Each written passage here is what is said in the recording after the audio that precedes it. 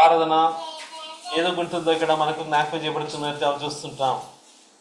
ఇక్కడ మనం చదివిన భాగంలో చూస్తూ వచ్చినప్పుడు ఒక మాట మనకు ప్రత్యేకంగా మనకు జ్ఞాపకం చేయబడుతూ ఉంది. ఏ మాట అంటే అది మనకు పదే పదే వస్తూ వచ్చింది ఆ మాట, గొర్రె పిల్ల మాట వచ్చింది. ఈ మనం చదివిన లేఖన భాగంలో ఎన్నిసార్లు వచ్చిందండి గొర్రె పిల్ల అన్నమాట? మనం చదివిన 6 వచ్చిన నుంచి 14 వచ్చింది చదివిన కదా, ఎన్నిసార్లు ఆ మాట వాడబడింది? గొర్రె పిల్ల అన్నమాట. ఇప్పుడు లేకపోయాడు కదా, తెలుసుకోవాలి మనం. చూడండి మాట ఇక్కడ ఉందండి, 6 వచ్చినప్పుడు చదండి. వధించబడిన గొర్రె పిల్ల ఒకటిసారి కనిపిస్తుంది. తర్వాత ఏముందండి, ఆ గొర్రె పిల్లకు 7 కొమ్ములు 2 సార్లు కనబడింది. తర్వాత 3 సార్లు ఎక్కడ కనిపిస్తుంది? 8 వచ్చినా కనిపిస్తుంది. ఆ గొర్రె పిల్ల ఎదుట సాగిలు పడేది. తర్వాత ఎక్కడ కనిపిస్తుంది? 11, 12 వచ్చినా కనిపిస్తుంది. వధించబడిన గొర్రె పిల్ల. తర్వాత ఎక్కడ కనిపిస్తుంది? 13 వచ్చినా కనిపిస్తుంది గొర్రె పిల్ల అన్నమాట. ఇక్కడ గొర్రె పిల్ల కేంద్రీకరించబడిన ఆరాధన కనిపిస్తుంది, ల్యాంప్ సెంటర్ వర్షిప్. ఇంగ్లీష్ బైబిల్లో చూసినప్పుడు ఈ గొర్రె పిల్ల 4 సార్లు కనిపిస్తుంది. ఈ మాట 4 సార్లు వాడబడి, తెలుగు బైబిల్ 5 సార్లు వాడబడినట్టుగా చూస్తున్నాం. పరలోకంలో గొర్రె పిల్ల కేంద్రీకరించిన ఆరాధన జరుగుతా ఉంది. వధించబడిన గొర్రె పిల్ల కనిపిస్తుంది మధ్యలో. దాని చుట్టూ ఎవరున్నారండి? మొదటిగా 4 గుంపుల్లో ఆరాధిస్తున్నారు. మొదటి ఎవరండి? 4 జీవులు ఆయన ఆరాధిస్తున్నారు. రెండోది ఎవరు? 24 పెద్దలు. తర్వాత కోట్ల కొలది దేవదూతలు ఆరాధిస్తున్నారు. లాస్ట్కి ఎవరు ఆరాధిస్తున్నారు? సృష్టి అంతా ఆరాధిస్తుంది. ఇక్కడ 13 మంది అంతటను పరలోకమందును భూలోకమందును భూమి క్రిందను సముద్రమును ఉన్న ప్రతి సృష్టము అనగా వాటిలో ఉన్న సర్వమును సింహాసనాశులైన దేవునికి గొర్రెపిల్లకి స్తోత్రమును ఘనత మహిమయు ప్రభావమును యుగము కలుగుగాక అని చెప్పుట ప్రతి సృష్టి కూడా దేవుని ఆరాధిస్తాం.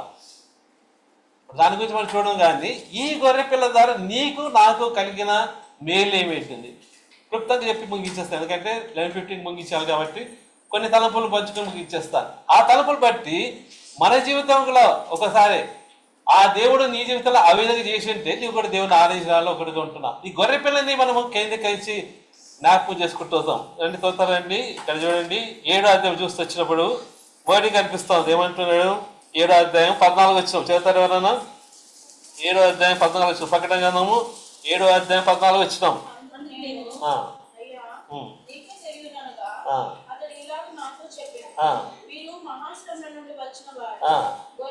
గొర్రె పిల్ల రక్తము తమ వస్త్రం రుద్దుకొని, మొదటి అనుభవం ఏంటంటే గొర్రె పిల్ల రక్తం ద్వారా తమ వస్త్రం రుద్దుకొని తెలుపు చేసుకుంటూ వచ్చినారు. మన జీవితం కూడా చూస్తూ వచ్చినప్పుడు మలినమైన వస్త్రం కలిగిన వారుగా ఉంటున్నాం, పాప వస్త్రంతో ఉంటున్నాం. దీని ద్వారా దేవుని దగ్గరికి రాలే పరిస్థితిలో ఉంటూ వచ్చినాం.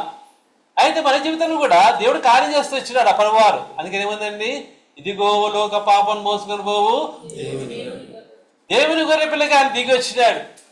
నీకు బదులుగా ఆయన పాల్పొందుతూ వచ్చినాడు. ఆ యొక్క కలవరిలో ఆయన యాగం చేస్తూ వచ్చినాడు. తద్వారా నీకేమైందండి? రక్షణ వచ్చింది, పాప క్షమాపణ కలుగుతూ వచ్చింది. అందుకే రాస్తున్నాడు ఏమన్నాండి, మా మొదటి పెద్ద రాష్ట్రపతిగా చూస్తూ వచ్చినాం కదా, ఏమన్నాడు ఇక్కడ చెప్పండి. ఇక్కడ 2 నిమిషాలు. వెండి బంగారం వంటి క్షయ వస్తువు చేత మీరు విమోచించబడలేదు కానీ అమూల్య రక్తము అనగా నిర్దోషము నిష్కల్కము గొర్రెపిల్ల వంటి క్రీస్తు రక్తం చేత విమోచించబడితేనే మీరు. మన యొక్క స్థితిని చూస్తూ వచ్చినప్పుడు మన విమోచన చాలా గొప్పది. ఎటువంటి విమోచన అనేది? వెండి బంగారం వంటి క్షయ వస్తువులతో విమోచించడానికి ఆ ప్రభు వారి లోకానికి రాలేదు. ఎటువంటి విమోచన మనకి? ఎటువంటి విమోచన ఇక్కడ ఏమంటారండి?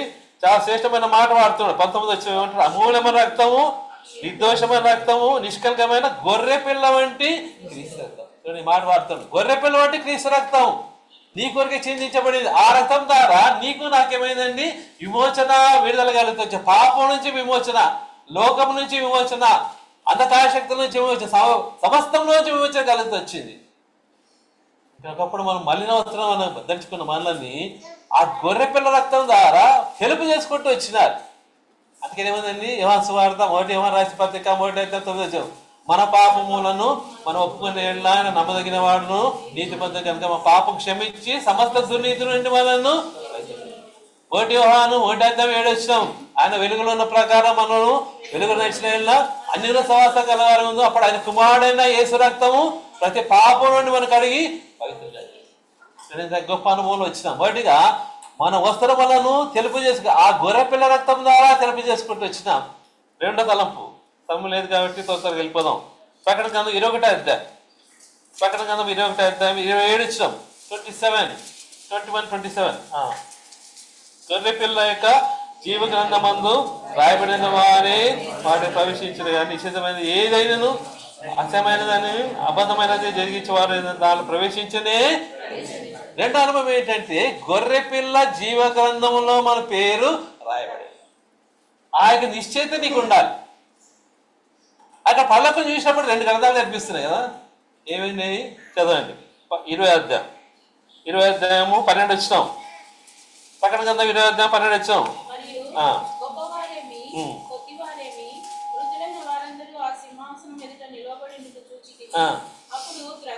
గ్రంథములు విప్పబడెను మరియు జీవ గ్రంథమును వేరే గ్రంథమును విప్పబడేది. చాలండి.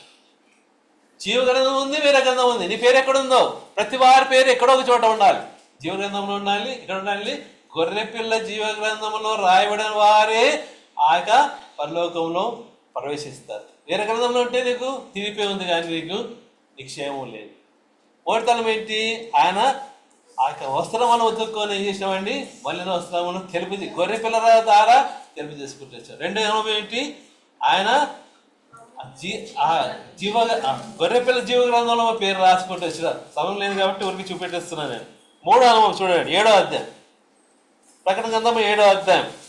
2 అనుభవం తర్వాత 3వ అనుభవం వస్తుంది. 17th verse 17 వచ్చినాం. 17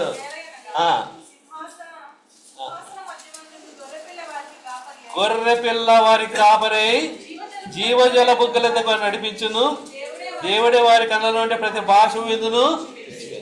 మూడో అనుభవం ఏంటంటే ఎప్పుడైతే నీ జీవితము మార్చబడిందో, నీ పేరు జీవితం రాయబడిందో, మూడో అనుభవం ఏంటి? గొర్రెపిల్ల ఏమవుతుందో నీకు కాపరి అవుతున్నాడు. గొర్రెపిల్ల కాపరి ఏమవుతుందండి? జీవజల బుగ్గలెద్దకు నిన్ను నడిపిస్తుంది. గొప్ప అనుభవం చూడండి. ఎనిపోయిన బుగ్గలు కాదు, జీవజల బుగ్గలెద్దకు నడిపించే దేవుడు ఉంటున్నాడు. ఇంకేం చేస్తున్నాడండి? ఒక ప్రాముఖ్య విషయం ఏంటి? ఆయన మనను దేవుడు వారి కళ్ళ నుండి ప్రతి భాష విందును. ఇది ఎలా మంచి కూర్చున్న వాళ్ళు అనేక మంది ఇక్కడ బాగానే ఉన్నా కానీ హృదయంలో దుఃఖం అనేది చాలా మంది ఉంటుంది. అటువంటి దుఃఖాన్ని ఎవరు కూడా పంచుకోలేము. మన తల్లిదండ్రులు పంచుకోలేము, భార్యతో కానీ భర్తతో కానీ పంచుకోలేని పరిస్థితుల్లో ఉంటున్నాం. ఈ దుఃఖం ఎట్లుంది అంటే ఎవరు లేనప్పుడు ఏడుస్తున్నాం, కన్నీళ్ళు కారుస్తున్నాం. మనం దుఃఖం ఎవరు కూడా చూడటం, మన దుఃఖము, మన బాధ, మన వేదన ఎవరు కూడా గ్రహించలేదు అనుకుంటున్నాం. కానీ ఒకటి జ్ఞాపకం చేసుకోవాలి, మన దేవుడు మన కాపరిగా ఉన్నప్పుడు ఆయన నీ కన్నీళ్ళు చూస్తున్నాడు. చూడండి, మాట్లాడుకుందాం. దావీదు కీర్తనలు 56. దావీదు కీర్తనలు 56. ఇక్కడ చూడు, దావీదు అంటాడు, ఏమంటాడు? అయ్యా నా యొక్క దావీదు కీర్తనలు 56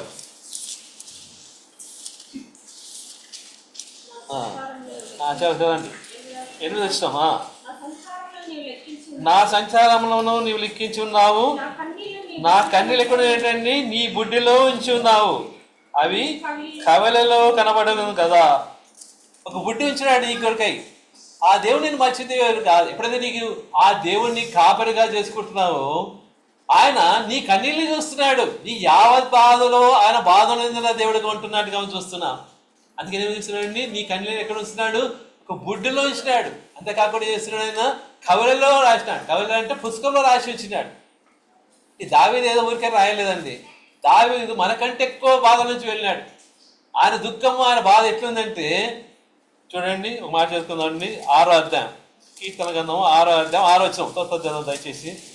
6వ అధ్యాయం 6 వచ్చినాం. 6th chapter 6th verse.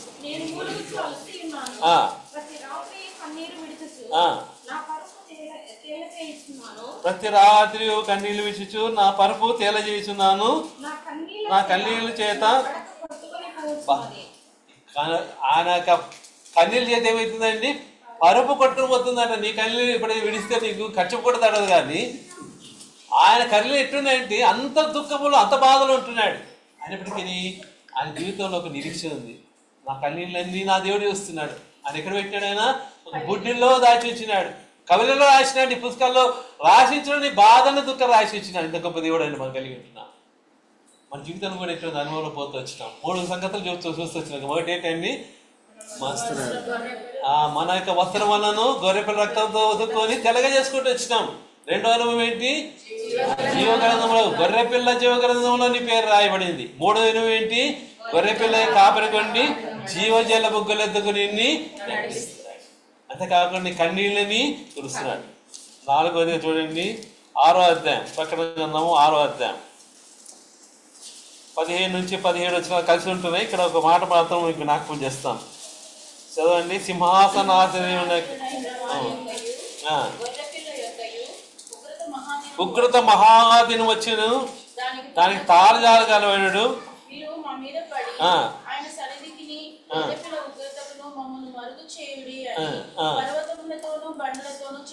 చాలండి. ఏంటి? గొర్రెపిల్ల మహా ఉగ్రత దినం రాని ఉంటుంది. చాలా భయంకర దినం. ఈ దినం చూస్తున్నా కానీ దీనికంటే మించిపోయింది ఏంటండి? ఆ గొర్రెపిల్ల ఉగ్రత దినం. ఆ గొర్రెపిల్ల ఇక్కడ ఏమన్నాయండి? గొర్రెపిల్ల ఉగ్రత మహాదినం. ఉగ్రత మహాదినం ఒక దినం రానేటి చాలా భయంకరంగా ఉంటుంది. ఆ దినం ఎట్లుంటుందంటే ఒక మాట చూపెడతారండి. యెషయా గ్రంథము 2వ అధ్యాయం, యెషయా గ్రంథం 2వ అధ్యాయం 20 వచనం. యెషయా గ్రంథము 2వ అధ్యాయం 20 వచనం దయచేసి. యెషయా గ్రంథము 2వ అధ్యాయం 20 వచనం. యెహోవా భూమిని గజగజ వణికింప లేచినప్పుడు ఆయన భీకర సన్నిధిలో నుండి, ఆయన ప్రభావం మహాత్యములో కొండల గుహలోను బండల పీటలోను దూరం వలన ఆశతో నరులు తాము పూజించుటకై చేయించుకున్న వెండి విగ్రహములను సువర్ణ విగ్రహములను ఎలకలకును గప్పిలకును పారవేది. ఒక దినం వస్తా ఉంది. ఏమైతుందంటే ఆ దినమని యెహోవా భూమిని గజ గజ వణికిస్తున్నాడు. ఆ దినమని ఎవ్వరు కూడా తాజారు. అందుకే ఇక్కడ ఏమన్నాడండి? ఆరాధన ఏమంటాడు? రాజులను భూరాజులను గనులను సహస్రాధిపతులను ధనికులను బలిష్ఠులను ప్రతి వారికి కూడా చాలా భయంకరమైన ఉగ్రతని మనం జ్ఞాపకం చేసుకుందాం. ఈ దినంలో అనేక దినాలు చేస్తున్నాం కదా. Father's day, mother's day, children's day, రకరకాల దినాలు చేసుకుంటున్నాం. కానీ ఒకటి దినం మర్చిపోతుంది. ఏంటనేది? ఉగ్రదినం జడ్జిమెంటే ఒకటి ఉంది. ఉగ్రదినం ఉంది కాబట్టి, భయంకరమైన దినం ఆ దినం ఉంది కాబట్టి దాని కొరకే మనం జ్ఞాపకం చేసుకుని దాన్ని తప్పించబడాలి. అమృతం రానే ఉంటుంది. కానీ నీకు నాకు కాదండి అది. మనకేంటండి? మనము ఉగ్రతను తప్పించబడి ఏదండి? బుక్ ఆఫ్ రోమన్ రాసిన పత్రిక 8వ అధ్యాయం మొదటి వచ్చినాం. రోమన్ రాసిన పత్రిక 8వ అధ్యాయం మొదటి వచ్చినాం. ఇప్పుడు క్రీస్తు యేసునందు ఉన్న వారికి ఏ శిక్ష విధియు, క్రీస్తు యేసు ఉన్న వారికి ఏ శిక్ష, క్రీస్తు యేసులో ఉన్నా కాబట్టి ఈ శిక్ష నీ కాదు. దేవుడు ఏం చేసినాడండి? ఆ గుర్తు నుంచి నీ తప్పించినాడు. ఎంత అద్భుతం విషయం. 4 విషయాలు చెప్తాను కదా. ఒకటి ఏంటండి? గొర్రెపిల్ల రక్తం ద్వారా మన వస్త్రాలు ఉత్తుకొని తెల్లగా చేసుకున్నాం. రెండోది ఏంటి? గొర్రెపిల్ల జీవగ్రంథంలో పేర్లు రాయండి. మూడోది ఏంటండి? గొర్రెపిల్ల కాపరిగా ఉండి జీవజల బుగ్గలెత్తకమని. అంతేకాకుండా మన ప్రతి భాష మీదను చూసుకుంటాం. 4 అనుభవం చూస్తూ వచ్చినాం. ఏంటండి? గొర్రెపిల్ల మహా ఉగ్రత ఒక దినము రాని. కానీ అక్కడి నుంచి దేవుడు నిన్ను తప్పించినాడు. దాని మీద ఏం చేయాలి? దేవుని ఆరాధిస్తురావాలి. అనేక విషయాలు ఉంటున్నాయి. నేను సమయం అయిపోతుంది కాబట్టి ఇంకా 2 విషయాలు చూపెట్టిన తర్వాత మనం ఆరాధన వెళ్ళిపోదాం. 19వ అధ్యాయం ప్రకటన గ్రంథము 19వ అధ్యాయం 9 వచ్చిన మాత్రం చదవండి, ఎందుకంటే సమయం లేదు కాబట్టి మనం. గొర్రెపిల్ల పెండ్లి విధులకు పిలబడిన వారు ధన్యులని రాయము. మరియు చాలండి. గొర్రెపిల్ల పెండ్లి వివాహం జరుగుతా ఒక దినం రాయనింటుంది. అక్కడితో నీ జీవితం అయిపోలేదు. ఒక దినం ఏంటిదండి?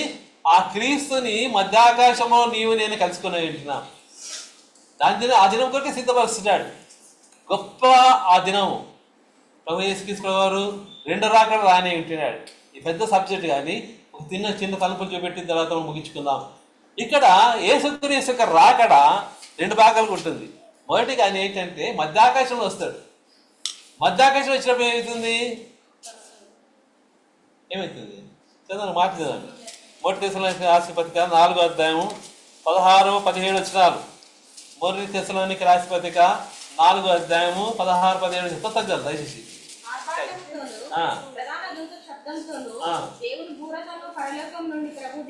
పరలోకం నుండి ప్రభు దిగి వచ్చును, క్రీస్తునందు మృతులైన వారు మొదట లేతురు, ఆ మీదట సజీవులై నిలిచిండు మనము వారితో కూడా ఏకంగా కొనిపోబడదు. చాలండి. ఇక్కడ యేసుక్రీస్తు యొక్క రెండో రాకడ మొదటి భాగం జరుగుతుంది. దాని గురించి మనం వెయిట్ చేస్తున్నాం. ఏ దినం జరగవచ్చు, ఈ రాత్రి జరిగి ఎప్పుడైనా జరగవచ్చు. ఇక్కడ ప్రవచనాల్లో నేను కాబట్టి ప్రభు ఎప్పుడైనా రావచ్చు. ఆయన మధ్యాకాశం వస్తున్నాడు. మొదటిగా వచ్చినప్పుడు ఏమవుతుందండి, ఆయన దేవుని బూర ఊదబడుతుంది. దేవుని బూర ఊదబడినప్పుడు ఈ బూర శబ్దము లోకానికి సంబంధం లేదు. మళ్ళీ చెప్తా చూడండి, ఈ బూర శబ్దము లోకానికి సంబంధం ఎవరు కూడా వినరు. లోకస్తులు ఎవరు కూడా వినలేరు, వినజాలరు. వాళ్ళు ఎవరు వింటారు? రెండు గుంపులు వింటారు. ఒకటి ఏంటి, క్రీస్తునందు మృతులైన వారే వింటారు. క్రీస్తునందు మృతులైన వారు విని ఏం చేస్తారు? ఎవరైతే క్రీస్తు నిమిత్తం జీవించి చనిపోయిన వారి మాట విని ఏం చేస్తారు? ఆ సమాధుల నుంచి వాళ్ళు అది అన్ని సమాధులు లేవు, క్రీస్తునందు మృతులైన వారు మాత్రమే లేస్తారు. ఆ తర్వాత సజీవులైన మనం అన్నాడు. మనం అంటే అందరం అనుకుంటున్నామేమో, రక్షణ పొందిన తర్వాత రక్షణ ఉచితంగా వచ్చింది, కానీ పరలోక రాజ్యం పోవడం అంత ఈజీ కాదు. ఎవరైతే దేవుడు వాక్యం కొరకే జీవిస్తున్నారో వారు మాత్రమే ఏమవుతుంది, ఆ స్వరం వింటారు. రేపపాటు జరిగిపోతుంది అంతా కూడా. ఏమవుతుందండి, ఆ దినమున ఆ మృతులు లేచిన తర్వాత మనం కూడా ఇద్దరు కూడా కూడా ఏం చేస్తారు? మధ్యాకాశానికి వెళ్ళిపోతారు. యేసుక్రీస్తు వారు ఆ మధ్యాకాశంలో 7 సంవత్సరాలు అక్కడ ఉంటున్నాడు. అక్కడ మొదటిగా జరుగుతుందంటే ఆ యొక్క గొర్రె పిల్ల పెళ్లి అక్కడ జరుగుతుంది. ఇక్కడ మధ్యాకాశం జరుగుతుంది. పరలోకంలో కాదు, భూలోకం కాదు, మధ్యాకాశంలో ఏంటండి, గొర్రె పిల్ల పెళ్లి అక్కడ జరుగుతుంది. గొర్రె పిల్ల పెళ్లి ఏంటి? ఇదేంటి? ఆక పెళ్లి కుమారుడు ఎవరండి? యేసుక్రీస్తు వారు. పెళ్లి కుమార్తె ఎవరు? సంఘం. సంఘం కూడా అక్కడ కలుసుకుంటారు. అక్కడ పెళ్లి శ్రేష్టమైన పెళ్లి విని ఎరగవు, ఎప్పుడు కూడా ఊహించుండవు. అటువంటి పెళ్లి అక్కడ జరుగుతుంది మధ్యాకాశం. మొదటిగా 3 సంగతులు జరుగుతున్నాయి మధ్యాకాశం. రెండవదిగా నీవు చేసిన దాన్ని బట్టి నీకు బహుమానం ఇస్తున్నాడు. ఆయన దగ్గర ఏమైందండి, బహుమానం ఇవ్వడానికి ఆయన దగ్గర జీతం ఉంది. చాలా చోట్ల ఉంటున్నాయి. ప్రకటన గ్రంథం 22 అధ్యాయం వాడు చదవండి. చూడండి ఏమంటాడు. ప్రకటన గ్రంథం 22 అధ్యాయం అంటే నేను జీతపరిచిన జీతం నా దగ్గర ఉంది అంటాడు. 12 వచ్చినాం. త్వరగా వచ్చుచున్నాను, వాని క్రియ చొప్పున ప్రతి వానికి ఇచ్చుటకు సిద్ధపరిచే జీతము నా యుద్ధం ఉన్నది. జీతము నేను బహుమానాలు నీ కొరకు ఇవ్వడానికి ఆ ప్రభావం మధ్యాకాశం పొందుతున్నావు. ఈ లోకం కాదు, పరలోకం కాదు, మధ్యాకాశంలో ఎవరైతే ఎత్తబడుతున్నారో వారికి బహుమానం మధ్యాకాశంలో ఇవ్వబడతా ఉంది. 7 రకాల కిరీటాల గురించి మాట్లాడుతా ఉంది. 5 రకాల కిరీటాల గురించి అది మధ్యాకాశం ఇస్తున్నాడు దేవుడు. మూడవదిగా విశ్వాసుల కొరకే తీర్పు మధ్యాకాశంలో ఉంటుంది. జడ్జిమెంట్, దేవుని బిడ్డల కొరకే తీర్పు. 7 రకాల తీర్పు గురించి దేవుని వాక్యం మాట్లాడుతా ఉంది. కానీ ఇప్పుడు అన్ని ఇక 2 తీర్పు మిగిలిపోయినట్టుగా నేను చూస్తున్నా. ఒకటి ఏంటి, విశ్వాసుల కొరకైన తీర్పు మధ్యాకాశంలో ఉంటుంది. అదేం తీర్పు అన్నారు దాన్ని చదవండి. రెండో కొరింథీ రాసిన పత్రిక 5వ అధ్యాయం 10 వచనం. 2 కొరింథీ రాసిన పత్రిక 5వ అధ్యాయం 10 వచనం. కొంత చదువు దయచేసి.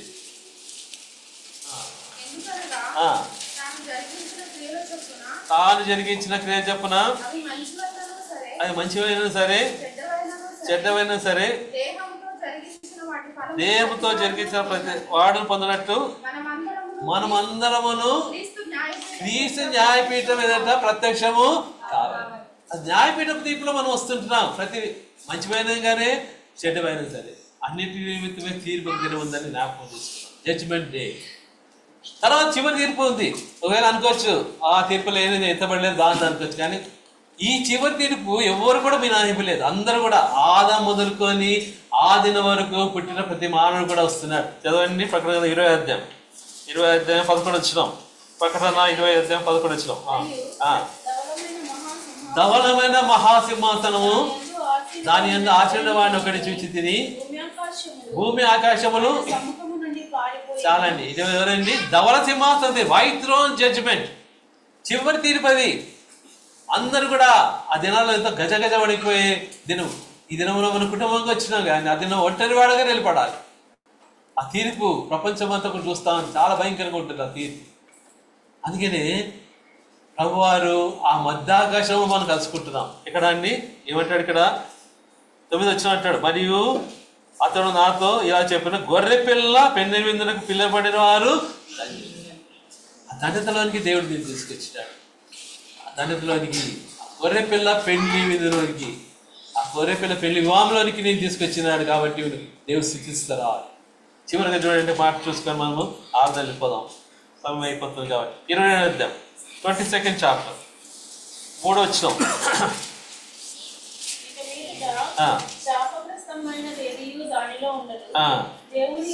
దేవుని యొక్క గొర్రెపిల్లకు సింహాసనము దానిలో ఉండదు. దేవుని యొక్క గొర్రెపిల్లకు సింహాసనము.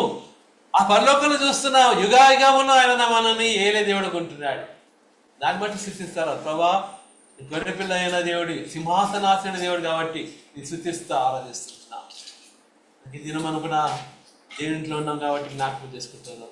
ఆ రకమైన అనుభవం నుంచి మనం జ్ఞాపకం, దేవుడిని ఏ విధంగా ఒక తలుపు జ్ఞాపకం చేసుకున్నాం. ఒకటికి ఏం చేసినాడండి, నీ యొక్క మలిన వస్త్రాలని ఆ గొర్రెపిల్ల రక్తం ద్వారా ఆయన ఉతికి ఏం చేసినాడండి, అది తెలుపు చేస్తూ వచ్చినాడు. రెండోది ఏం చేసినాడు, ఆయన గొర్రెపిల్ల జీవ గ్రంథంలో నీ పేరు రాస్తూ వచ్చినాడు. మూడోది ఏంటండి, గొర్రెపిల్లయే కాపరి కాబట్టి వాడిని జీవజల బుగ్గల ఎద్దకి నడిపిస్తున్నాడు. తర్వాత వారి కంటి యొక్క ప్రతి భాష విధును తెచ్చివేస్తున్నాడు. నాలుగోది చూస్తూ వచ్చినాం, గొర్రెపిల్ల మహావృత నుంచి నన్ను తప్పించినాడు.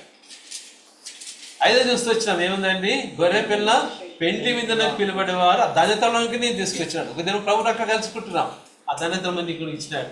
చివరి చూస్తూ వచ్చినాం, ఏంటండి, గొర్రెపిల్లయే సింహాసన ఆశ్రయం నుండి యుగ యుగంలో మనను వెళ్ళేట్టున్నాడు. ఇది అనుభవం బట్టి దేవుడు స్థితి చూద్దాం. ఈ జీవితంలో ఏమైంటుంది, ఆ రాజ్యం వరకు నువ్వు ఎదురు చూస్తే దేవుడు స్థితి, గొర్రెపిల్ల సింహాసనం కొరకు సిద్ధపరుస్తున్న ప్రభావాన్ని ఆరాధిస్తున్నాం. దేవుడి మాట వరకు చూస్తాం. తిరిగి మనం ఆ గొర్రెపిల్లని జ్ఞాపకం చేసుకొని బలలో పాల్పొందుతున్నాం. ఒక మాట చదువుతూ వచ్చినాం కదా ఇక్కడ అండి. మొదటి కొరింథీ రాసిన పత్రిక 5వ అధ్యాయం, మొదటి కొరింథీ రాసిన పత్రిక 5వ అధ్యాయం చదవండి ఎవరన్నా. 6, 7, 8 వచ్చినారు.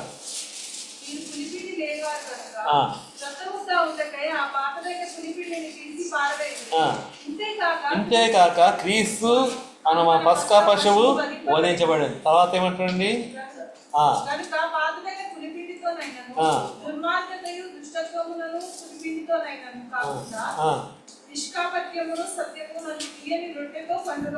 అదే అండి, మన మధ్య ఉంచబడింది. మనం అందుకని ఎదుగుంటున్నాం ఏంటండి, పస్కా పశువు మన మధ్య ఉంచబడింది. ఏమంది, ఇంతేకాక క్రీస్తు పస్కా పశువు మనకు యేసుక్రీస్తు శరీరం మన మధ్య ఉన్నట్టుగా మనం చూస్తుంటున్నాం. దాంట్లో మనం పాలు పొందిన వారు కొంటున్నాం. ఎవరు పాలు పొందాలి, ఏ విధంగా పాలు పొందాలి, ప్రతి వారం వింటూ వస్తున్నాం. కానీ ఇది మనం పితరులు వారు చేసిన కార్యం ఏ విధంగా ఉందో ఒకసారి జ్ఞాపకం చేసుకుంటూ వద్దాం. పాత నిబంధనలో చూస్తూ వచ్చినప్పుడు మన ఇజ్రాయెల్ బైబిల్ ఏం చేసినారంటే, వాళ్ళు దాసత్వంలో ఉంటూ వచ్చినారు. బైబిల్ చూస్తూ వచ్చినప్పుడు 3 అక్కడ దాసత్వం గురించి మాట్లాడతాను. ఇప్పుడు అవన్నీ చెప్పాను, ఎందుకంటే సమయం చాలా తక్కువ ఉంది కాబట్టి. 12:30కే ముగించుకునే బ్రదర్ కాబట్టి అది దాన్ని మనం చేసుకుంటున్నాం. 3 రకమైన దాసత్వం. మొదటి దాసత్వం ఎక్కడ చూస్తున్నాం, మనం ఐగుప్తు యొక్క దాసత్వం చూస్తున్నాం. Very good. ఇజ్రాయెల్ బైబిల్ ఐగుప్తు దాసత్వంలో ఎంతకాలం ఉన్నారు? 412 అధ్యాయం చదవండి. నిర్గమకాండం 12వ అధ్యాయం 40 వచ్చినాం. నిర్గమకాండం 12వ అధ్యాయం 40. ఏముందంటే ఇక్కడ నివసించిన కాలం ఎంత ఉందంట? దాసత్వంలో ఎంత కాలం? నివసించిన కాలం కాదు కావాల్సింది. అన్ని రాసిపోతున్నాడు దేవుని వాక్యం అన్నీ ఉన్నాయి. రండి, ఆదికాండం 15వ అధ్యాయం. అబ్రహామునకు దేవుడు చాలా తేలికగా చెప్తున్నాడు. ఆదికాండము సంబంధ కాని పరదేశంలో నివసించి ఆ దేశపు వారికి వారు దాసులుగా ఉందరు. ఎంతకాలం అండి? 400 సంవత్సరాలు. 430 సంవత్సరాలు ఏంటి? నివసించిన కాలం. దాసత్వం ఎంతకాలము? 400 సంవత్సరాలు దాసత్వంలో ఉంటూ వచ్చినారు. ఏం చేస్తున్నారు వాళ్ళు? దాసత్వం నుండి నిట్టూరు పొందుతున్నారు. ప్రభా, ఎందుకు ప్రభావ మాకు దాసత్వం? ఎవరు వీళ్ళు? దేవుని బిడ్డలు, ఇజ్రాయెల్. యాకోబు ఏమైనారండి? ఇజ్రాయెల్గా మార్చబడ్డారు. దేవుని నామం తెలిసి కూడా వారు ఏమైనారు? దాసత్వం ఎందుకున్నారు వాళ్ళు? వారు చేసిన పాపం బట్టి, వారు చేసిన విగ్రహాలను బట్టి దేవుడు ఏం చేసినాడు, పదే వారిని ఏం చేసినాడు, దాసత్వం అప్పగించాడు. మీరు ఎప్పుడైతే ఏడుస్తూ వచ్చినారో దేవుడు ఏం చేసినాడు, వారిని కనికరించినాడు. కనికరించి ఏం చేసినాడంటే, ఐగుప్తులు ఏం చేసినాడు, ఆయన తెగులు తీసుకొచ్చినాడు కదా. ఎన్ని తెగులు తీసుకొచ్చినాడు, 10 తీసుకొచ్చాడు. మొదటి తెగులు ఏంటి, ఇదేమో ఎన్ని అడుగుతున్నారు అని చెప్పి ముగిచేస్తే అయిపోతుంది కదా. ఈ సైన్స్కు ప్రశ్న అండి, మీకు అడిగేది కాదు. ఏంటి మొదటి తెగులు ఏంటి, వాట్ ఈస్ ఫస్ట్ ప్లేగ్? సర్పం, అది సూచక్రియ. కర్ర పాముగా చేయడం సూచక్రియ, ఓన్లీ సైన్. అది నాటే తెగులు. నీళ్ళు రక్తంగా మార్చిపోవడం. సరే, డీటెయిల్స్లో వెళ్ళాం, ఎందుకంటే 7వ అధ్యాయంలో ఉన్న మాటలు వెళ్ళాం. సరే, అన్నీ వస్తుంది. కానీ 9 తెగుల ద్వారా వారికి ఎలాంటి విడుదల కలగలేదు. 9 తెగులు వచ్చినాయి కానీ వారికి విడుదల కలగలేదు. కానీ 10 తెగులు వచ్చింది కదా. ఏ తెగులు అది? జ్యేష్ఠ కుమారుడు జ్యేష్ఠ. చదవండి, మాట చదవండి. 12వ అధ్యాయం 12 వచ్చినాం. నిర్గమ కాండము 12వ అధ్యాయం 12 వచ్చినాం. చదవండి దయచేసి.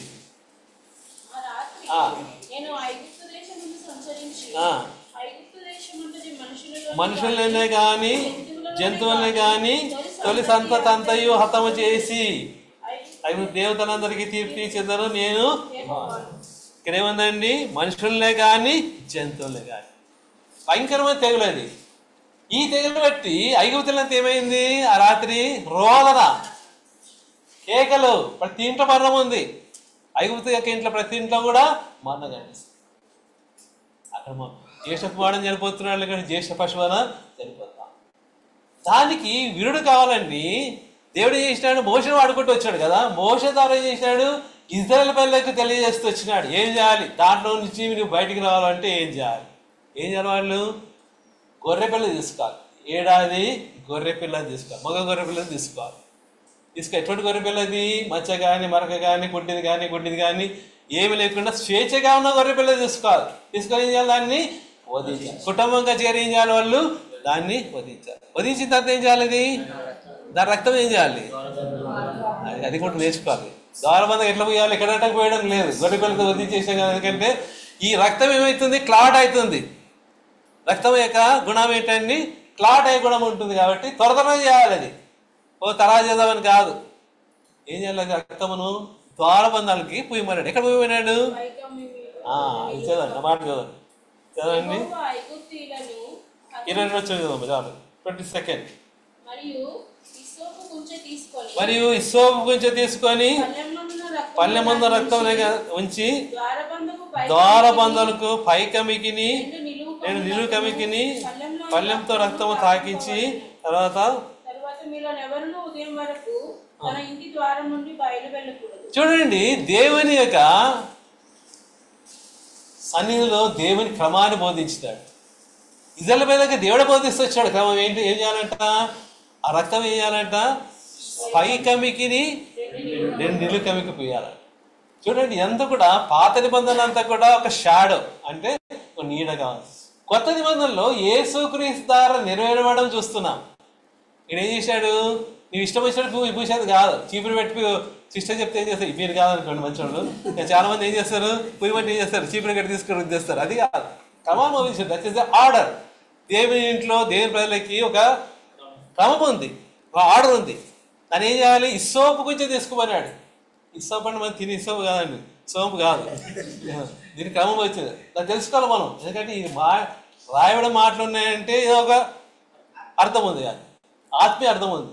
ఏంటి ఇస్సోపు, ఎందుకు ఇస్సోపు కొంచెం తీసుకున్నాడు, ఎన్నో ఉన్నాయి కదా. ఎందుకు దేవుడు ఇస్సోపు కొంచెం వాడుతూ అన్నాడు. ఇస్సోపు అంటే ఏంటి, ఇంతకు ఏమి అర్థం తీసుకున్నాం మనం. ఏదైనా మాట చదవాలి. 1 రాజు గ్రంథము 4వ అధ్యాయం. 1 రాజు గ్రంథము 4వ అధ్యాయం.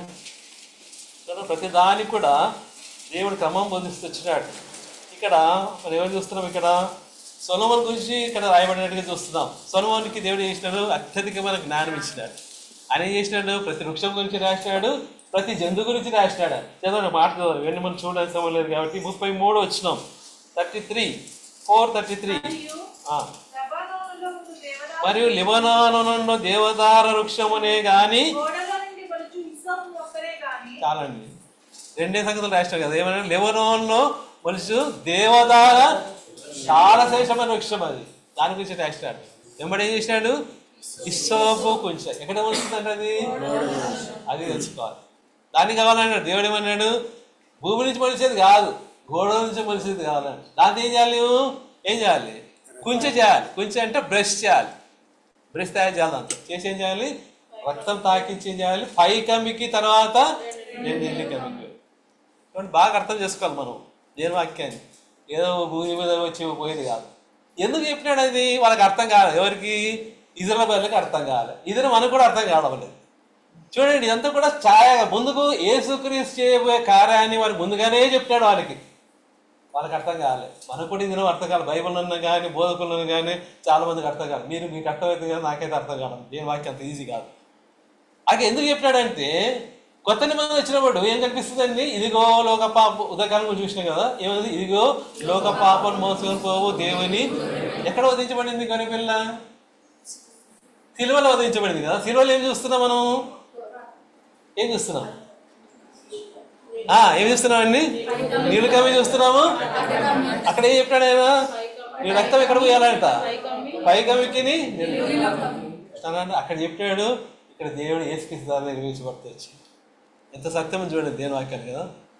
సరే వధించబడి, మీకు మన సమయం లేదు కాబట్టి ఇప్పుడు 15 నిమిషాలు అయిపోయింది. ఇంకా 15 నిమిషాలని ముగించాలి వాక్యం. ఇప్పుడు ఏం చేయాలి, వాళ్ళు ఏం చేయాలి, ఆ గొర్రెపిల్ల మాంసమును భుజించాలి. గొర్రెపిల్ల ముగిలిపోయింది కదా, దాని మాంసమును వాళ్ళు భుజించాలి.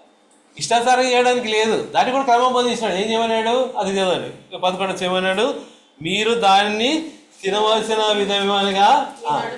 ఒకటి ఏం చేయాలంట, మీరు నడుము కట్టుకోవాలంట. 2 ఏం చేయాలంటే చెప్పులు తొడుక్కోవాలంట. కర్రను చేత పట్టుకొని త్వరపడి దాని యెహోవాకు 3 సంగతులు చేయమన్నాడు కదా. దాన్ని తినవలసిన విధానం చెప్తూ వచ్చినాడు.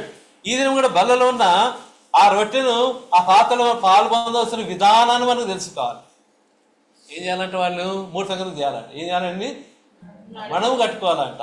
2 ఏం చేయాలి, చెప్పులు తొడుక్కోవాలంట. 3 చేయాలి, కర్రను చేత పట్టుకోవాలంట. త్వరపడుతుంది. ఎందుకంటే ఇప్పుడు దాసత్వంలో లేరు. 400 సంవత్సరాలు ఎక్కున్నారు, ఐగుప్తు యొక్క దాసత్వంలో వచ్చినారు. ఇప్పుడు ఏమైంది, ఆ రాత్రి ఏమైంది, వాళ్ళకి విడుదల కలుగుతా ఉంది, బయటకు వచ్చేస్తున్నారు. ఎక్కడ పోతున్నారు వాళ్ళు, వాగ్దాన దేశం వెళ్తున్నారు. పాలు తేనెలు ప్రవహించే దేశం, దేవుని యొక్క వాగ్దాన దేశానికి తీసుకెళ్తున్నాడు. అంటే త్వరపడి తినాలి, ఇంకా కూర్చొని మెల్లం కూర్చొని తినడం కాదు, త్వరపడి తినాలి, అక్కడి నుంచి వెళ్ళిపోవాలి. 3 సంగతులు జ్ఞాపకం చేసుకుంది. ఇప్పుడు 3 సంగతులు చెప్పను, భయపడతాండి. 3 సంగతులు కాదు, ఒకటి కొన్ని కనుక్కొని చెప్పిందో ముగించేస్తాను.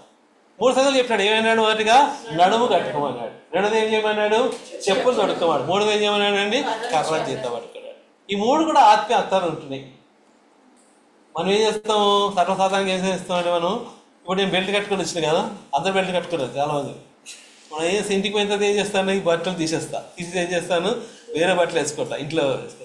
అప్పుడు బెల్ట్ కట్టుకుంటాను, కట్టుకోను, బెల్ట్ కట్టుకోను. చూడండి, దేవుని యొక్క కార్యానికి మానవుడు చేసే కార్యానికి చాలా భిన్నంగా ఉంటుంది. 2వదిగా చెప్పులు వేసుకొచ్చాం కదా, చెప్పులు ఏం చేసినాం, మనం బయట పెట్టాం. ఎందుకు, భోజనం చేసేటప్పుడు ఏం చేస్తారు చాలామంది, చెప్పులు ఇప్పుడు అంత బఫేలో వచ్చేసిన అనుకోండి, ఇంతకుముందు కాలం ఏంటి, కూర్చొని తినడానికి చెప్పులు బయట పెట్టి వచ్చి తినాలి. 3వదిగా కర్రను ఏం చేయాలి, వృద్ధాప్యం ఉన్నవాళ్ళు కర్రను చేత పట్టుకొని వస్తారు. కానీ ఏం చేయాలి, తినేటప్పుడు ఏం చేయాలి, కర్ర పక్కన పెట్టాలి. అది ఏం చేయాలి, కర్రను చేత పట్టుకొని తినాలంట. మనం పక్కన పెట్టి తింటాం, కానీ ఇక్కడ కర్రను చేత పట్టుకొని తినాలి. 3 సత్యాలు నాకు జ్ఞాపకం చేసుకోవాలి. అనుకుంటే వాళ్ళు చెప్తారు, మన కాదు, మనకు కూడా చెప్పినాడు దేవుడు. 3 సంగతులు ఒకటొక తలుపు చూపించేది ముగించేస్తాను. నడుము కట్టుకోమన్నాడు కదా, దేద కట్టుకున్నాడు. ఎందుకు కట్టుకోవాలి నడుము, కట్టుకోకుంటే ఏమైంది, చదవండి. ఎఫెసీ రాజపత్రిక 6వ అధ్యాయం, ఎఫెసీ రాజపత్రిక 6వ అధ్యాయం చదవండి. చేత కట్టుకోమన్నాడు, మనం కూడా నడుము కట్టుకోవాలి. చదవండి. మీ నడుములకు ఏం కట్టుకోవాలంటే అండి, సత్యమైన దట్టిని కట్టుకోవాలి. ఇప్పుడు ఏం కావాలి మనకి, ఏం కావాలి, బ్రదర్ అడగాలి, బెల్ట్ అంతా సప్లై చేయండి బ్రదర్, అందరూ బెల్ట్ కావాలి. అది కాదు, ఏం కట్టుకోవాలంట, సత్యమైన దట్టి కట్టుకోవాలి. ప్రతి వారు సత్యమైన దట్టి ఉంటేనే వాళ్ళలో పాలు పొందాలి. సత్యమైన దట్టి లేకుంటే పాలు పొందాలి. ఇది ఎఫెసీ సంఘానికి పౌలు రాస్తూ చాలా విషయాలు రాసినాడు. ఎందుకంటే ప్రతి విశ్వాసి కూడా, రక్షణ పొందిన ప్రతి విశ్వాసి అతి శ్రేష్టమైన జీవితం కాదు. ఎక్కడున్నావు, యుద్ధ భూమిలో ఉన్నావు. ఇప్పుడు ఎక్కడ, ఇజ్రాయెల్ యుద్ధం జరుగుతుంది కదా, యుద్ధ భూమిలో ఉంటున్నావు, యుద్ధ భూమిలో ఉన్నాం. చూడండి, నా మాటలు కాదు, చదవండి. 6వ అధ్యాయం 12 వచ్చినాం. మనం పోరాడేది శరీరంతో కాదు కానీ ప్రజలతోనూ అధికారులతోనూ ప్రస్తుత అంధకార సంబంధం లోకనాలతోనూ ఆకాశమును ఉన్న దురాత్మ సంబంధంతోనూ మనం పోరాటంలో ఉంటున్నాం. ఎవరితో పోరాడుతున్నాము? భార్య భర్తలు పోరాడటం కాదు, తల్లిదండ్రులతో కాదు, ఎవరితో ఇరువురితో పోరాడటం కాదు. ఎవరితో పోరాడుతున్నాము? ప్రధానంతో ఇక్కడ అధికారులు పోరాడుతాం. ఇంకెవరితో పోరాడుతున్నాం? మనం అంధకార సంబంధంకు లోకనాథంతో తర్వాత ఆకాశంలో ఉన్న దురాత్మ సంబంధంతో పోరాడుతున్నాం. పోరాటంలో ఉంటున్నాం మనం, ఈజీ కాదు. అందుకే దానికి ఏం కావాలి? మనకి అన్ని సర్వాంగ కవచాలు ధరించుకోవాలి. దాంట్లో ఒకటి ఏంటి? సత్యం అని దానికి మనం అనుకుంటాం ఏం లేకుంటే ఏమవుతుంది అనుకో. ఏమవుతుంది? ఎందుకంటే అంటే చూడండి, మాట చదవండి. యోహాను సువార్త 8వ అధ్యాయం. యేసుక్రీస్తు ప్రభు అనే మాట ఏమంటాడు చూడండి. నా మాటలు ఏమొద్దండి, ప్రభు మాటలు చూపెడుతూ వస్తానండి. చదవండి 31-32 వచ్చేస్తా చదవండి దయచేసి.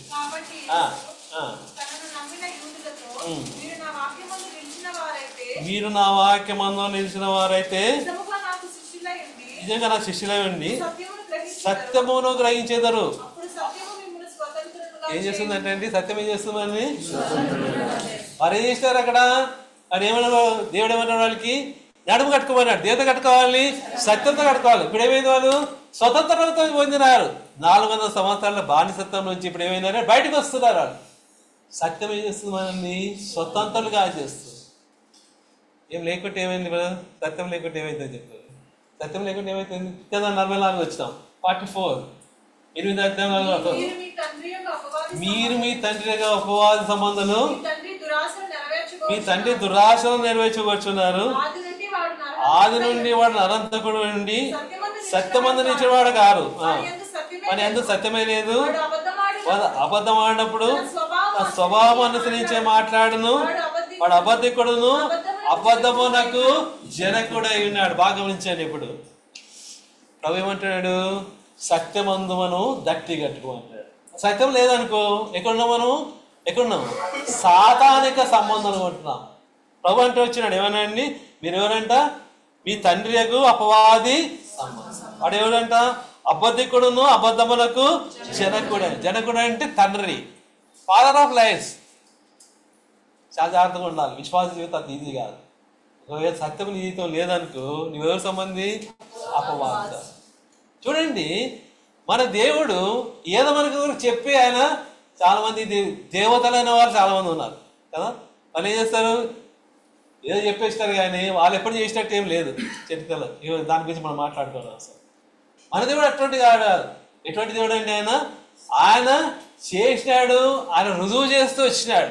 ఏం రుజువు చేసినాడు? ఆయన జీవితంలో సత్యం ఉంది. దాన్ని నేను అర్థం చేసుకోవాలంటే మన దేవుడు ఎవరంటే త్రియేక దేవుడు కదా. ఎవరు? తండ్రి యొక్క దేవుడు, తర్వాత కుమారుడు దేవుడు, తర్వాత ముగ్గురు కూడా ఒకటే. త్రియేక దేవుడు అంటే ఒకటే కానీ 3 కాలాలు పనిచేస్తూ వచ్చినారు. పాత నిబంధన ఏం చూస్తున్నాము? తండ్రి యొక్క దేవుడి గురించి చూస్తున్నాం. పాత నిబంధన అంతా కూడా తండ్రి దేవుడి గురించి. తర్వాత ఏమైంది? కుమారుడు వచ్చినాడు. ఎప్పుడు వచ్చినాడు ఆయన? అదే చెప్తున్నాడు. అది తెలుసుకోవాలి మనం. ఎప్పుడు వచ్చినాయంటే 2000 సంవత్సరం కింద వచ్చి అది కాదు. చదవండి, మాట చదవండి. గలతీ రాసిన పత్రిక 4వ అధ్యాయం 4 వచ్చినాం. గలతీ 4వ అధ్యాయం 4 వచ్చినాం. దేవుని కాలము పరిపూర్ణమైనప్పుడు దేవుడు తన కుమారుని పంపాడు. కాలం పరిపూర్ణమైనప్పుడు ఇచ్చాడు. Fullness of time. కాలం పరిపూర్ణమైనప్పుడే యేసుక్రీస్తు ప్రభు. అదంతా కూడా ప్రణాళిక. This only plan of God. అంత యాంత్రికంగా జరిగింది కాదు, అంత కూడా ప్రణాళిక. కాలం పరిపూర్ణమైనప్పుడు యేసుక్రీస్తు ప్రభు లోకానికి అని వచ్చిన తర్వాత కొత్త నిబంధన చూస్తున్నాం కదా. ఆయన 33 సంవత్సరాలు ఈ భూమికి జీవిస్తూ వచ్చినాడు. తర్వాత ఏం చేసినాడు? మన కొరకు ఆయన ప్రాణం పెట్టినాడు, శిలువలో బలి అయినాడు, రక్తం కాల్చినాడు, మరణించినాడు, సమాజమేడు, తిరిగి పరలోకానికి ఆరంభమైపోయినాడు. తర్వాత ఏం పంపించినాడండి? ఆయన పరిశుద్ధాత్మ దేవుడు. ఇప్పుడు ఏంటి?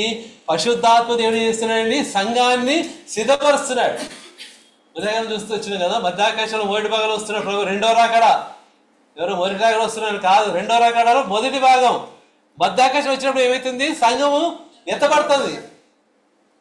పరిశుద్ధాత్మ దేవుడు చేస్తున్నాడు, ఆ సంఘాన్ని తీసుకొని మీదికి వెళ్ళిపోతున్నాడు. దానిపై చాలా దృష్టాంతం ఉంది. ఇప్పుడు మన సమయం లేదు కాబట్టి చెప్పుకోము. అది జరిగిపోతా ఉంది. అందుకే ముగ్గురు త్రియేక దేవుడు కదా. తండ్రి యొక్క దేవుడు, కుమారుడు దేవుడు తర్వాత పరిశుద్ధ. ఆ సంగతి జ్ఞాపకం చేస్తాం. ఉదయకాలం కూడా ఆ సంగతి చెప్పుకున్నాం కదా, త్వరగా చెప్పేస్తాను ఎందుకంటే సమయం అయిపోతుంది కాబట్టి. మొదటిగా తండ్రి యొక్క దేవుడి గురించి సాక్ష్యం ఏముంది తెచ్చుకోవాలి కదా. నువ్వు వెంబడిస్తున్న దేవుడు ఎటువంటి దేవుడు, ఆ నిజంగా ఆయన జీవితం సత్యం ఉందా లేదా చదవండి. సంఖ్యాకాండము 23:19 వచ్చినాం. సంఖ్యాకాండం 23:19. Book of numbers 23:19. దేవుడు అబద్ధము ఆడుటకు ఆయన మానవుడు కాడు, పశ్చాత్తాపడుటకు ఆయన నరపుత్రుడు కాడు, ఆయన చెప్పి చేయకుండా స్థాపకు. చాలండి. దేవుడు ఎవరండి? సత్యమైన దేవుడు, ట్రూ గాడ్. ఆయన మానవుడు కాదు, ఆయన దేవుడు. కాబట్టి తండ్రికి దేవుడు ఎవరు? సత్యమైన దేవుడు. నాకు దాని గురించి వివరాలను వెళ్ళదు. రెండోది ఏం చూసినాము? కుమారుడు దేవుడు కదా, కుమారుడు దేవుడు ఉన్నాడు కదా, ఆయన గురించి ఏం సాక్ష్యం ఉంది? యోహాను సువార్త 14:6. యోహాను సువార్త 14:6. తొందరగా దయచేసి. నేనే మార్గమును సత్యమును జీవమునైనా, నా ద్వారా తప్ప ఎవరును తండ్రి ఎద్దకు రాడు. యేసుక్రీస్తు ప్రభువు చెప్తూ వచ్చినారు కదా, నేను ఎవరండి? సత్యం. ఆయన నాలో పాపం ఉందని ఎవరైనా రుజువు చేస్తారు, ఆయన సవాలు విసురుతూ వచ్చినాడు. ఆయన పాపం లేదు, పరిశుద్ధుడు పరిశుద్ధుడు పరిశుద్ధుడు. అది సత్యమైన దేవుడు. యేసు నేనే మార్గమును, నేనే సత్యమును, నేనే నా ద్వారా తప్ప ఎవరునూ తండ్రి ఎద్దకు. అదొకటే మార్గం, వేరే మార్గం లేదు. రెండోది చూస్తూ వచ్చినాం. మూడోది ఎవరండి? పరిశుద్ధాత్మ దేవుడు. ఆయన గురించి ఏం సాక్ష్యం ఉంది? 1 యోహాను రాసిన పత్రిక 5:6-7 వచ్చినాను. 1 యోహాను రాసిన పత్రిక 5:6-7. తొందరగా చదవండి దయచేసి ప్లీజ్. నీళ్ళ ద్వారాను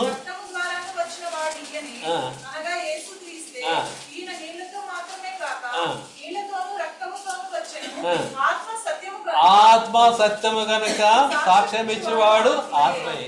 ఆత్మ సత్యమైన ఆత్మ ఇచ్చినాడు, అబద్ధమైన ఆత్మ కాదు. అనేకమైన ఆత్మలు ఉంటున్నాయి, దురాత్మ ఉంది, ఇతరమైన ఆత్మలు ఉంటున్నాయి. అది కాదు ఇచ్చింది ఎవరండి? సత్యమైన ఆత్మ. ఆత్మ మనకు ఏమైతుందండి? చదవండి, మాట చదవండి. యోహాను సువార్త 16:13 వచ్చినాం. Johne's gospel chapter 16:13. సత్య స్వరూపైన ఆత్మ వచ్చినప్పుడు సర్వ సత్యంలోనికి మనను నడిపించి చదవాలి. ఆయన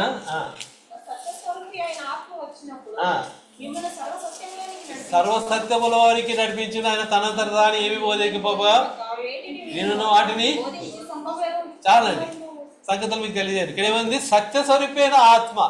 ఆత్మను పంపించినాడు, పిరికితనమైన ఆత్మ పంపలేదు, ఆ ఆత్మ మన కొరికే పంపించినాడు. అదేం చేస్తుందని ఆత్మ మనం చేస్తున్నాడు? సర్వసత్యంలోనికి నడిపిస్తున్నాడు. ఇష్టాలు 3 సంగతులు చెప్పాను కదా. మొదటి ఏంటండి? తండ్రి దేవుడు సత్యం. రెండోది ఏంటి? కుమారుడు దేవుడు సత్యం. మూడోది ఏంటి? పరిశుద్ధాత్మ దేవుడు సత్యం. నాలుగోది మనం పట్టుకున్నది ఏంటి? బైబిల్, దేవుని యొక్క వాక్యం. దీని గురించి ఏ సాక్ష్యం ఉంది? పట్టుకున్నాం, చదువుతున్నాం, చదివేసిన చాలాసార్లు ఎన్నోసార్లు చదువుకున్నాం. కానీ ఏంటి? ఏం సాక్ష్యం ఇస్తున్నారు? యోహాను సువార్త 17:17 వచ్చినాం. యోహాను సువార్త 17:17 వచ్చినాం. ఈ వాక్యమే సత్యమైన వాక్యం ఇచ్చినాడు, అబద్ధమైన వాక్యం కాదు. అందుకే ఏం చేస్తామంటే మనం అంతా కూడా వాక్యాలు రాస్తాం కదా. ఎక్కడైనా వాక్యాలు, బొమ్మలు పెట్టాము కదా. వాళ్ళు రోమన్ క్యాథలిక్ వాళ్ళు పెట్టుకొని మనం పెట్టాం. ఎందుకంటే ఆత్మ వాక్యము సత్యం. ఏమన్నాడు? యోహాను సువార్త 1:1 ఏమైందండి? ఆది యందు వాక్యం అంటే వాక్యము దేవుని ఏంటంటే వాక్యము. ఆ వాక్యం ఏమైందండి? కృపా సత్య సంపూర్ణంగా మన మధ్య. వాక్యం సత్యము, సత్యమైన వాక్యం మన కొరకే పంపించినాడు. వాక్యం ఏం చేస్తుంది? మనం నడిపిస్తుంది, మనం ఉద్యోగం చేస్తుంది, మనని సర్వసత్యంలోనికి మనని నడిపిస్తుంది. దేని వాక్యం? నా సంగతులు చెప్పాను కదా. ఒకటి ఏంటండి? తండ్రి దేవుడు సత్యం. రెండోది ఏంటి? కుమారుడు దేవుడు సత్యం. మూడోది పరిశుద్ధాత్మ దేవుడు సత్యం. నాలుగోది ఏంటి? వాక్యం సత్యం. ఐదవది రక్షణ పొందిన కదా. ఎట్లా రక్షణ పొందిన? ఏమిన్నాము? సువార్త విన్నాం కదా. శుభవార్త అంటే మంచి వార్త వింటొచ్చినాం. ఈ వార్త గురించి ఏం చెప్తున్నారు? దాని గురించి ఏం రాయబడింది చదవండి. గలతీ రాసిన పత్రిక 2:5 వచ్చినాం. గలతీ రాసిన పత్రిక 2. సువార్త సత్యము మీ ఇద్దరు నిలిచినట్టు మేము వారికి ఒక్కడైనా ఒక్కడలేదు. సువార్త సత్యమైన సువార్త ఇచ్చినాడు. అందుకనే ఈ దినాలు అనేక మంది రక్షణ పొందుతున్నారు. ఎట్లా? సువార్త విని రక్షణ పొందుతున్నారు. సువార్తలో ఎంతో శక్తి ఉంది. సాధన చేస్తున్న దినాల్లో సువార్త ప్రకటించకుండా అడ్డగిస్తున్నాడు. అనేకులు ఏం చేస్తున్నాడు, స్వార్థ మనం ఓపెన్ పోతే ఏం చేస్తున్నారు, అందరికి వచ్చి మనని ఆపేస్తారు. ఎందుకంటే దేవుని మాట వినకుండా సాతాను ఏం చేస్తున్నాడు అంటే అడ్డగిస్తున్నాడు.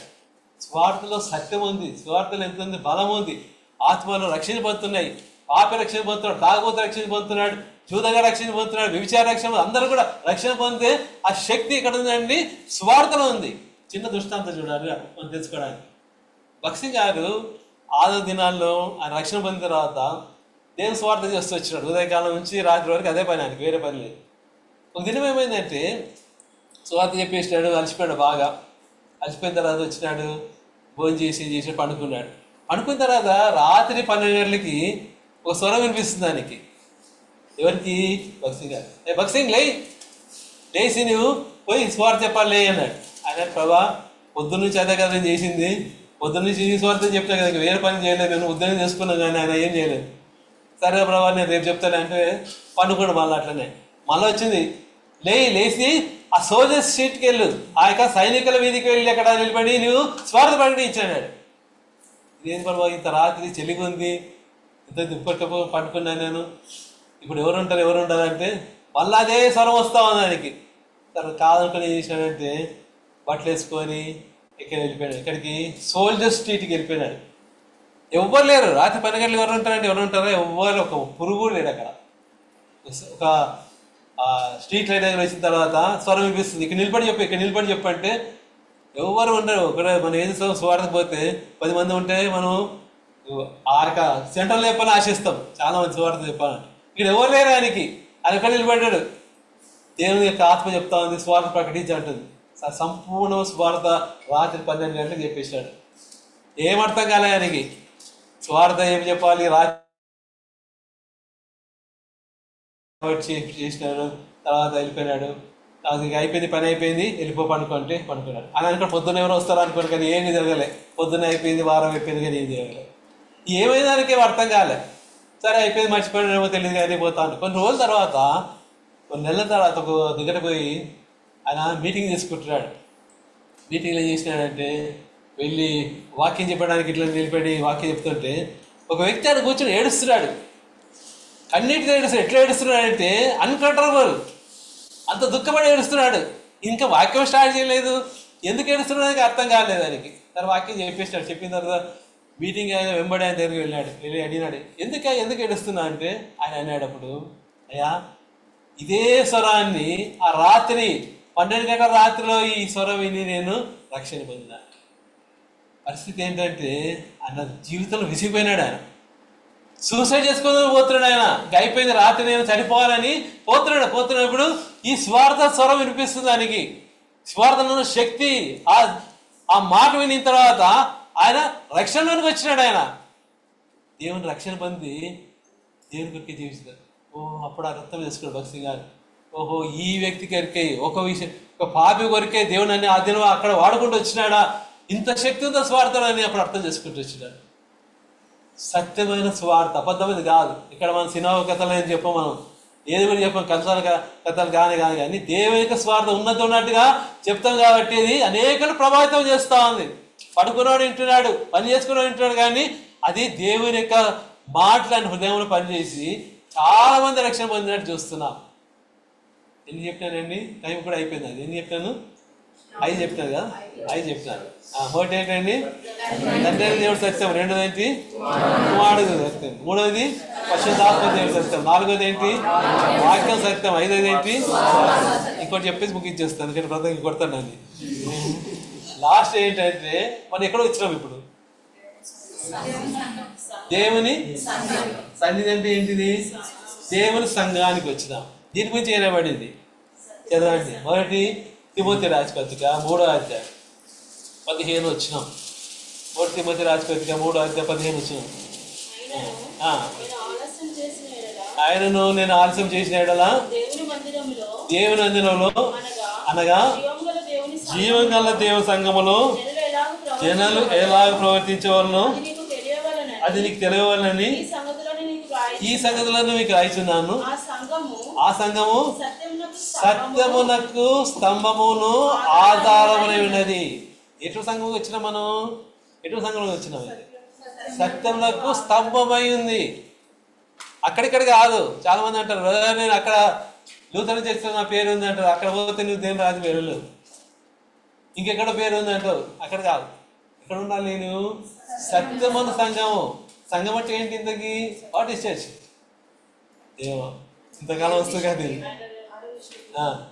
అపోస్తల కార్యం 20 వచ్చినాం.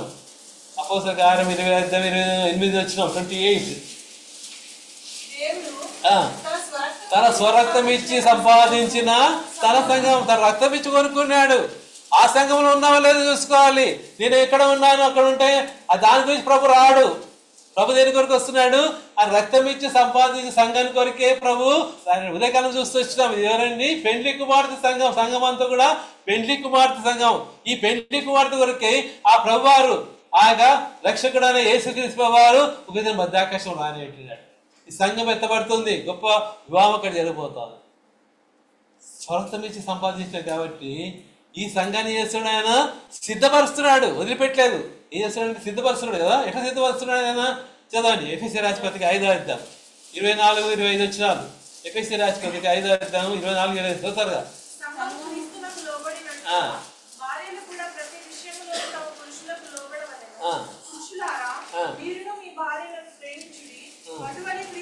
అటువలే క్రీస్తు ఏమని చేసినాడండి? అటువంటి సంఘం ప్రేమించి అది కనకమైనను ముడతైనను అటు ఏది లేక పరిశుద్ధమైన గాను నిర్దోషమైనది గాను మహిమగల సంఘం గాను ఆయన తన దగ్గర నిలబెట్టుకోవాలని వాక్యముతో ఉదక స్థానంతో దాన్ని పవిత్రపరుస్తున్నాడు.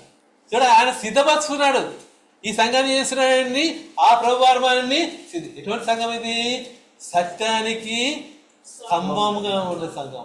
సత్యమే ఉంటుంది ఇక్కడ, అబద్ధం ఉండదు. నేను ఎప్పటి నుంచో పోతున్నా బ్రదర్, కొంచెం కొన్ని మాట పంచుకుంటూ వచ్చిన. నేను దాదాపు 68 నుంచి వెళ్తున్నా ఎబ్రాన్కి. అప్పుడు ఓన్లీ 10 years అనుకోండి. నాకు 68 నుంచి వెళ్తున్నా, కానీ ఇప్పటి వరకు చూడలేదు ఎక్కడ కూడా బక్సింగ్ కానీ ఎన్నో కాన్వకేషన్ వెళ్ళే. కానీ కాన్వకేషన్లో ఎవరు వచ్చారు? వాళ్ళు మిషనరీస్ వచ్చేవాళ్ళు. ఇప్పుడు అభ్యర్థి కానీ పెద్ద బీచ్ కానీ ఫ్లాగ్ కానీ అంతా మిషనరీస్కి వచ్చేవాళ్ళు ఇక్కడ సేవ చేస్తూ వచ్చినారు. భగత్ సింగ్ గారు ప్రార్థన పూర్వకంగా వాళ్ళు కూడా వాడుకుంటూ వచ్చినాడు. వాడుకున్నప్పుడు వాళ్ళు వచ్చిన తర్వాత ఏం చేయాలి? వాళ్ళు వాక్యం చెప్పాలి, ఇవ్వాలి, కానీ వాళ్ళ గురించి చెప్పుకోవద్దు ఎక్కడ కూడా. చూస్తారు ఎప్పుడైనా చెప్పను బ్రదర్ ఈ బ్రదర్ ఇటువంటి ఆయన ఇంత సేవ చేసినాడు. అబ్బీస్ యొక్క భార్య, ఆమె పేరేమైంది? బ్లాంచ్ ఆమె పేరు. ఆమె యూదురాలు. ఆమె ఫస్ట్ తీసుకొచ్చింది. ఏం తీసుకొచ్చింది? వీబీఎస్ తీసుకొచ్చింది. ఫస్ట్ మెన్ ఇండియాలో మొత్తం వీబీఎస్ తీసుకొచ్చింది ఏమండి? బ్లాంచ్. అంటే అబ్బీస్ ఏమో ఆయన ఇంగ్లాండ్ దేశం ఆయన, ఈమె ఎవరు? యూదురాలు. వాళ్ళు ఇద్దరు కలిసి ఏం చేసినారు కదా, మిషనరీస్కి వచ్చినారు. తీసుకొచ్చినప్పటికీ ఒక్క మాట కూడా వారి గురించి చెప్పుకోవడానికి వీల్లేదు. అంత కూడా దేవునికే మహిమ, దేవుని వాక్యానికే మహిమ, దేవుని సన్నిధికే మహిమ. మనం ఈ దినం ఒక పెళ్ళికి పోయినా, నేను చర్చికి పోయినా పెళ్ళికి. ఇక్కడ మెథడిస్ట్ చర్చ్ ఇంగ్లీష్ చేపలకి పోయినా. పోతే అక్కడ కూర్చుంటే ఏమైందంటే ఆ టేబుల్ వెనకాల కూర్చునే ఉంటుంది పెద్ద చైర్, దాని వెనకాల రాయబడింది పెద్ద స్టిక్కర్ వేసిన ఉడంతా చేసి ఇస్తారు. దాంట్లో డొనేటెడ్ బై సో సో అని ఫ్యాన్ల మీద చూస్తే అదే ఉంటుంది. తర్వాత ఎక్కడ చూసినా ట్యూబ్ లైట్ మీద కూడా అదే వేసి ఉంటుంది. ఇక్కడ ఎక్కడ ఉంటుంది దాని పేర్లు? మానవుని ఘనత కాదు, ఇక్కడ దేవునికి ఘనత. ఏం చేసేప్పటికీ దేవుడే మహిమపరచబడాలి, మానవునికి మహిమ లేనే లేదు ఇక్కడ. అటువంటి సంఘం తీసుకొచ్చినాడు. ఈ సంఘం ద్వారా నువ్వేం చేస్తున్నావు? ఆ ప్రభుని కలుసుకోవడానికి వెళ్తున్నావు. సరే, ఇప్పుడు అయిపోయింది మనకు. ఇక్కడ ముందు చెప్పాను అన్నీ అయిపోయింది. 6 విషయాలు చెప్తా కదా. ఏం చెప్తాను? సత్యం గురించి 6 విషయాలు. ఎవరండి? ఎక్కడ ఉంది? దేని వాక్యం ఉంది? ఎక్కడ ఉంది? చూసి చెప్పదండి, చూడకు చెప్పాలి. సంఖ్యాకాండ 23:19 వచ్చినాం. రెండోది ఏంటి? కుమారుడైన యేసుక్రీస్తు వారు సత్యం. ఎక్కడ ఉంది? యోహాను సువార్త 14:6 వచ్చినాం. మూడోది ఏంటి? పరిశుద్ధాత్మ దేవుడు సత్యం. 1 యోహాను 5:6 వచ్చినాం. ఇవన్నీ కంటస్తారు రావాలి మనకి. వచ్చినప్పుడే మన బైబిల్ వచ్చినట్టు ఏదో చూసి చెప్పేది, రాసుకొని చెప్పేది కాదు. రాసుకోవడం మంచిదే, కానీ బైహార్ట్ చేసుకోవాలి. ఇది మనం మైండ్లో ఉండాలి, హార్ట్లో ఉండాలి, అప్పుడే మంచిది. 4వది ఏంటి? వాక్యం సత్యం. యోహాను సువార్త 17:17 వచ్చినాం. 5 చెప్తాను నేను. సువార్త సత్యం. సువార్త సత్యం కూడా ఉంది. గలతీ రాష్ట్రపతిగా 2:5 వచ్చినాం. ఆరది చెప్పాను సంఘము సత్యం. మొదటి తిమోతి రాజు పత్రిక 5వ అధ్యాయం 15 వచ్చిన 3వ అధ్యాయం 15 వచ్చిన క్షమించాను. చూడండి ఇవన్నీ కూడా మనం తెలుసుకోవాలి. తెలుసుకున్నప్పుడే మనం ఆత్మీయ జీవితం. ఇంకా 2 మాటలు చెబుతాం పర్మిషన్తో చెప్తాను. ఇప్పుడు మన జీవితంలో సత్యం లేదనుకుందాం. సత్యం లేకుంటే ఏముంటుంది మనలో? ఏముంటుంది? అబద్ధం ఉంటుంది. ఏముంటుంది? అబద్ధం. మనం ఎవరికి సంబంధం అన్నాం? వీళ్ళంతా ఎక్కడ పోతారు? చదవండి ప్రకటన గ్రంథం 21 అధ్యాయం 9 వచ్చినాం. ప్రకటన 29:9 2 మాటలు చెప్పితే ముగించేస్తాను. తెలుసుకోండి. 8 వచ్చినాం అనుకుంటా. పిరికి వారును, అవిశ్వాసులను, అసహ్యులను, నరహంతకులను, వ్యభిచారులను, మాంత్రికులను, విగ్రహాధికులను, అబద్ధికులందరూ అగ్నిగంధం గంటంలో పాల్పొందుతుంది. 2వ అబద్ధికులందరూ. ఈ నెలలో ఏమైందండి? వేరే కంట్రీస్ పోతే వైట్ లైస్ బ్లాక్ లైస్ అని వచ్చినాయండి. వైట్ లైస్ చెప్పొచ్చు అంట, అదేమో నాకు తెలియదు. దేని వాక్యం ఎక్కడ లేదు. ఏ అబద్ధం చెప్పదు. అబద్ధికులు అందరూ అన్నాడు. నీ బ్లాక్ లైస్ కావచ్చు, వైట్ లైస్ కావచ్చు, కానీ అందరికి ఎక్కడ ఉంటారంట? అగ్నిగంధంలో మన్నములు ఉంటారు. ఇంకో మాట చూద్దాం. 22 అధ్యాయం 15 వచ్చిన 22:15